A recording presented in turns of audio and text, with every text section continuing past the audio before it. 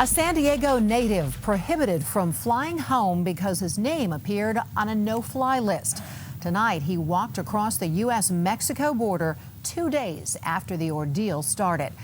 He spoke with reporters, and KUSI's Byron Harlan was there. Byron? Good evening to you. Kevin Iraniha could not believe it when airline personnel told him and his father they could not board their flight home from Costa Rica. He was there to study.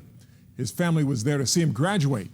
He wound up catching a flight on a Mexican airliner that took him to Tijuana, where he walked across the border tonight. There's no way it's ever been sweeter to be home than right now for Kevin Iraniha. I'm happy to be home, finally in my own hometown, where I was born and raised, and, this is very disappointing for anybody to happen to anybody. What happened?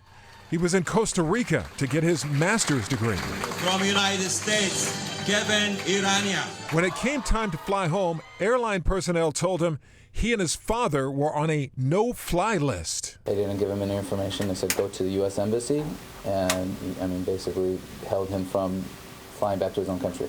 Born and raised right here in San Diego. He went to San Diego State University and got his BA in political science. We have so many freedoms here that you don't get everywhere else, and to be treated in this way is something that I believe is something that people in other countries are really fighting for, not over here. Kevin will be fighting after he gets home and gets some rest. He and his counsel have already filed papers in federal court to get answers and to restore his rights. Once you get onto this no-fly list, it is almost impossible for anyone to get you out of that. I was born and raised in this country, and this is where my family's from. We go to the beach every single weekend. No doubt he'll be glad to get back there, reflect on what's happened, and find out why someone in the government considered him a threat. U.S. personnel eventually cleared Kevin's father, who returned home earlier. Kevin's relatives say he has no criminal history or anything else that would make them think his name would appear ever on a no-fly list.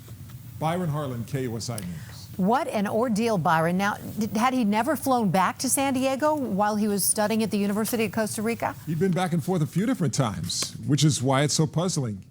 They just can't figure out why this happened, but eventually we may get some answers because this thing's going to court. Yeah, getting to the bottom of it. All right. Thanks, Byron.